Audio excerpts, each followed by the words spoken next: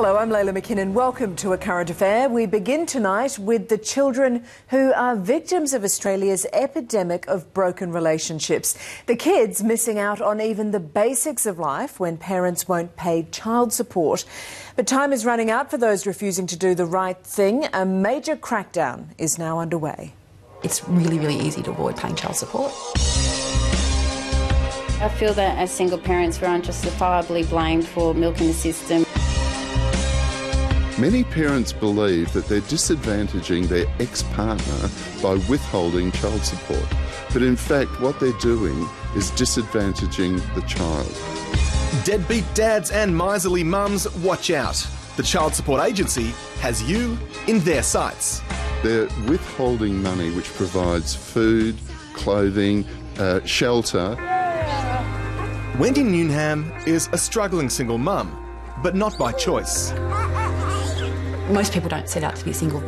Ever since her separation from her former partner, she struggled to get him to provide consistent financial support for their 3 children, Tom, Sarah and Charlie. I shouldn't be struggling to the degree I'm struggling where my kids go to bed hungry. Until last week, Wendy hadn't received a payment from her ex-partner since September last year.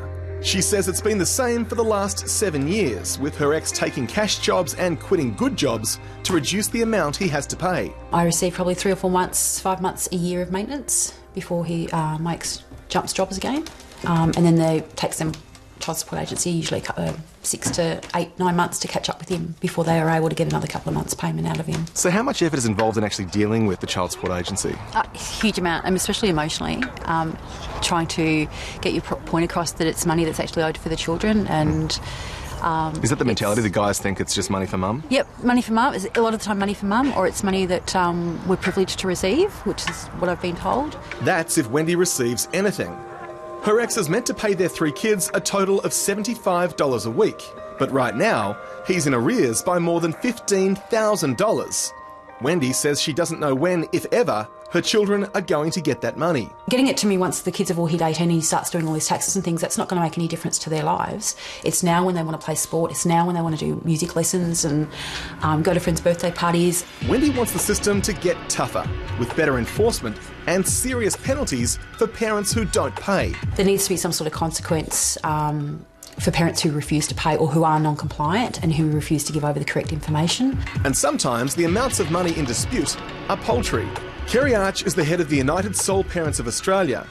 She says there was a time when she struggled to get her ex to pay just $7 a week in support. When my ex-partner did pay $7 a week, it wasn't even enough to feed the cat for the fortnight. So to me it was a bit of a joke that, you know, he owned his own business, yet he was only paying $7 a week. Kerry also argues that parents who don't pay child support are only hurting the ones they're meant to love. Not paying child support doesn't hurt the ex-partner or the ex-wife or the ex-husband, it hurts the kids. And while it's more common for women to end up with custody of the kids following a relationship breakdown, there are cases where the men get left holding the baby and paying for it alone. For about the past 2 years we haven't received any payments. Brooke Bell is a struggling single dad who's owed almost $10,000 by his ex.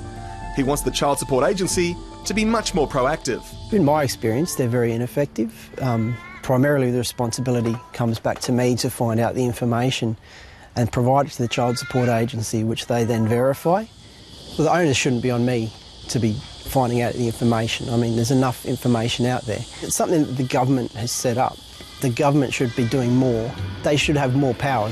The most child support owed is in New South Wales, where $324 million remains unpaid.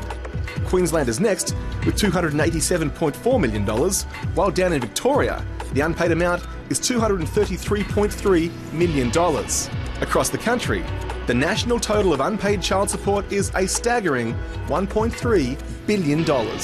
Hank Yongan represents the Child Support Agency. We're a bit like a referee, actually, and we're often booed from both sides. And Hank might want to prepare himself for a little more booing, because there's going to be a crackdown, with the agency targeting tax returns. Last year, we recovered around $116 million on behalf of parents in that way. And if you do have a job but refuse to pay what you're meant to, don't be surprised if the agency gets the money directly from your boss. Last year, for example, we worked with 64,000 employers in order to recover money in that way.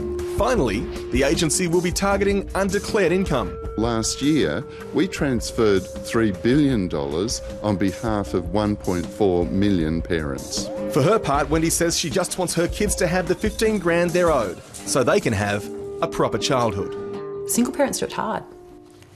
Yeah, they certainly do, and their kids shouldn't be the ones who suffer.